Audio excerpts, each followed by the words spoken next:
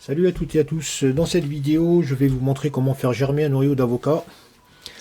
Donc c'est une opération qui est à la portée de tout le monde sans exception, c'est vraiment très simple. La seule chose que ça demande c'est de la patience puisque l'opération est assez longue, on parle en termes de mois. Donc bien sûr il faudra un avocat entier duquel on va extraire le noyau, qu'on va nettoyer, voilà, pour obtenir ça. Ensuite par rapport au choix du contenant, donc les possibilités de matériaux sont infinies. On peut prendre soit des bouteilles en plastique de diamètre 2 à 3 fois supérieur à celui du noyau. Il ne faut pas prendre des contenants avec des diamètres trop gros, dans le sens où après pour les supporter, il faudra des baguettes très longues. Voilà, 2-3 fois, c'est bon. On peut prendre des godets de jardinage dans lesquels on reçoit les arbustes, vous voyez, les rosiers, tout ça si on en a. Sinon on peut recycler des contenants à pâte du commerce.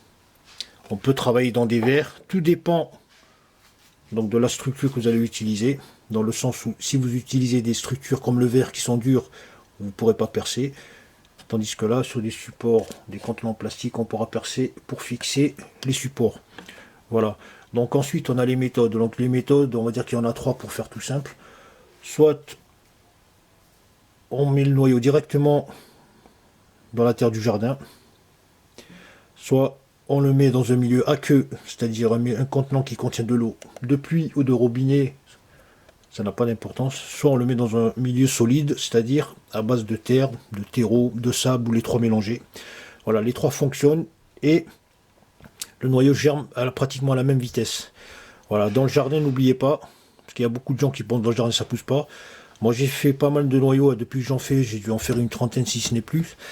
Donc que ce soit des noyaux jetés à même le sol, ils prennent, qu'on les enfouisse dans le terreau, ça prend. Et donc bien sûr dans les milieux, donc dans des petits godets ou les petites bouteilles qu'on stocke à l'intérieur, ça prend aussi.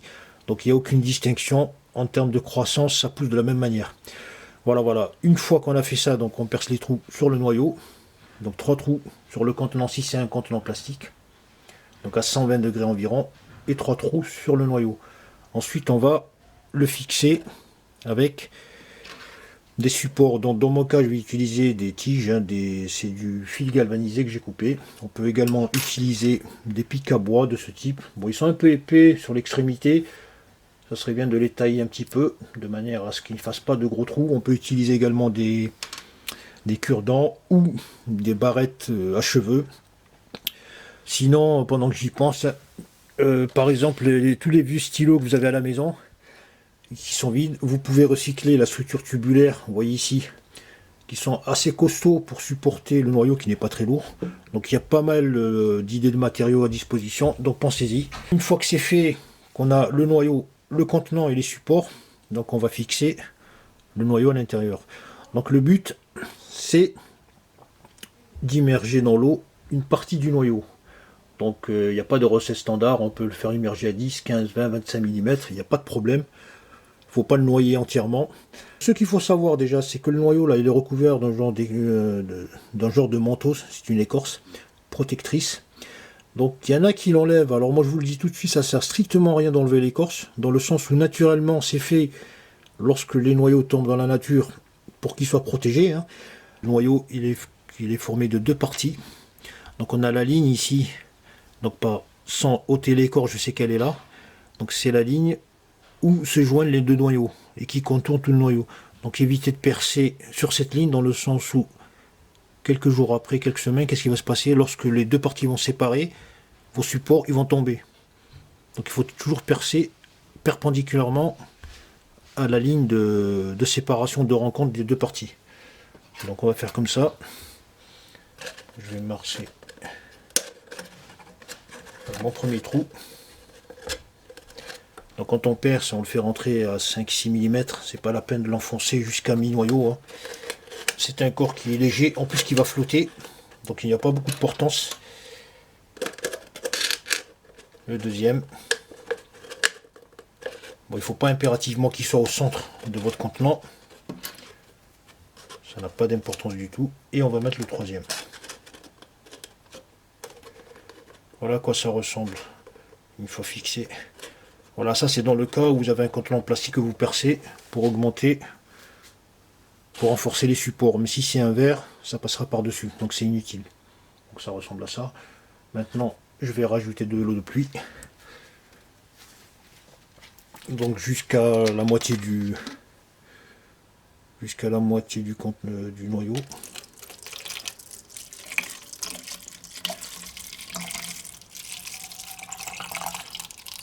Donc entre la base du noyau et la base du contenant, il faut qu'il y ait au moins 8-10 cm pour permettre au système racinaire de bien se développer. Mais une chose qu'on peut faire avant même que le système racinaire devienne assez fourni, on peut directement rempoter. Si vous avez 3-4 cm, vous pouvez le mettre en pot, ça revient au même. Ou vous obtenez de grandes racines, vous laissez végéter. Voilà, une fois que c'est rempli, à quoi ça ressemble.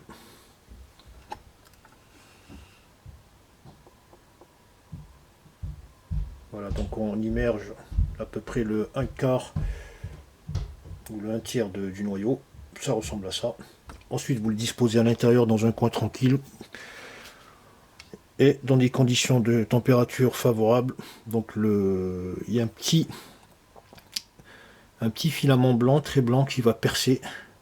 Donc quand il va percer, la base du noyau, elle va s'écarter progressivement. Donc on parle de millimètres, hein. Ça prend du temps.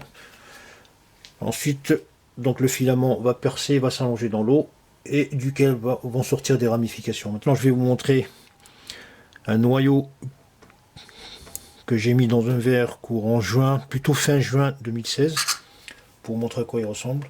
Donc la particularité de ce noyau, c'est qu'à un moment, je l'ai sorti au soleil, c'était un samedi, je l'avais sorti temporairement au soleil. Qu'est-ce qui s'est passé?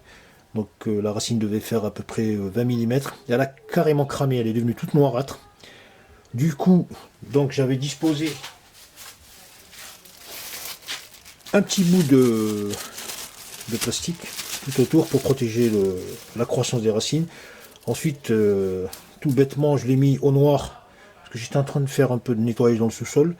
Dans un coin très obscur, qu'est-ce qui s'est passé? J'ai eu une croissance de la tige. À un moment, elle est devenue toute blanche. Et comme elle était privée de lumière, elle pensait que, donc si vous voulez, c'est comme un instinct de préservation. Elle pensait qu'en montant plus haut, elle trouverait de la lumière, ce qui n'a pas été le cas. Du coup, elle était toute blanche sans feuilles, donc je l'ai sortie à peu près 5 semaines. Et là, depuis que je l'ai mis donc à l'intérieur de chez moi, hein, donc on a eu une croissance assez rapide du feuillage. Bon, normalement, j'aurais dû avoir des feuilles sur tout le niveau de la tige, mais bon, ça commence par le haut toujours. Donc on a l'apex ici que vous voyez. Donc on a un très beau feuillage, très souple. Voilà, donc comme elle a été privée de lumière, elle est montée.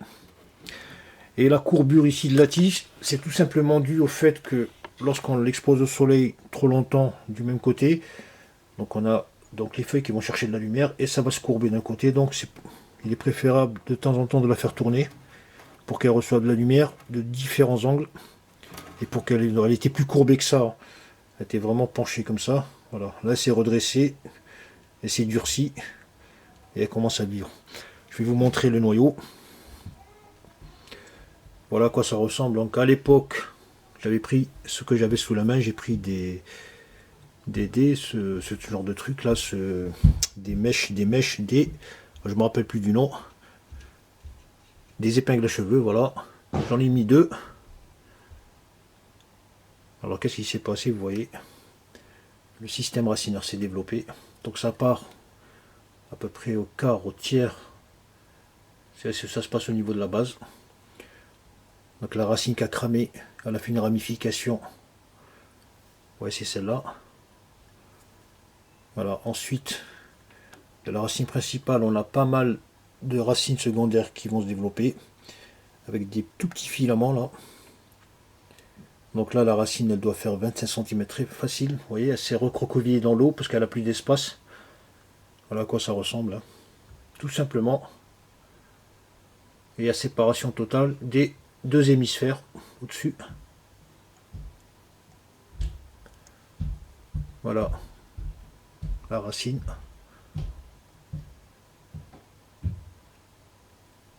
Ça ressemble à ça.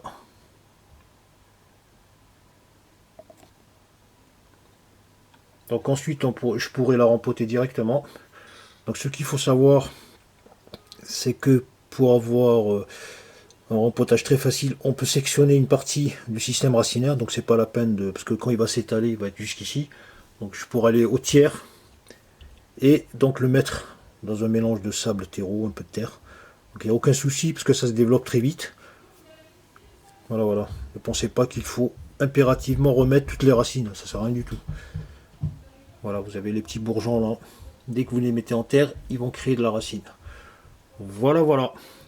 Donc je vais vous montrer un plant que j'ai planté exactement le même jour à la même heure à l'extérieur. Donc voilà, qu'est-ce qui se passe avec le froid? Voilà, aujourd'hui, parce qu'il fait froid depuis 3-4 jours, il fait des températures de 0 degré à peu près. Voilà, qu'est-ce qui se passe lorsque il est dehors. Voilà, c'est le même plan que j'ai mis à la même date. Donc celui que j'ai à l'intérieur, il est plus haut. Par contre, le système de feuillage, il est plus développé ici. Voilà, l'inconvénient, comme je vous disais, c'est en termes de température. Dès qu'il fait froid, vous voyez, ça se plie. Donc là, soit je le rempote, soit je lui mets une grosse couche de feuilles ici pour le protéger, jusqu'ici, pour qu'il traverse l'hiver. Et je vais vous montrer, c'est un noyau que j'avais jeté à même le sol. Et je vais vous montrer comment ça se passe au niveau racinaire. Donc vous voyez le noyau, il est en surface ici, vous voyez. Là. Et l'autre partie, peut-être ici quelque part. Donc ça c'est, j'en avais 4 ou 5, je ne me rappelle plus, je les ai tous sortis. Je les ai distribués. Il y en a qui veulent faire de la déco, voilà, l'autre noyau il est là. L'autre partie, elle est noire, on la voit pas bien. Voilà, voilà, c'était comment faire germer un noyau d'avocat. Merci à vous d'avoir suivi cette vidéo et à très bientôt.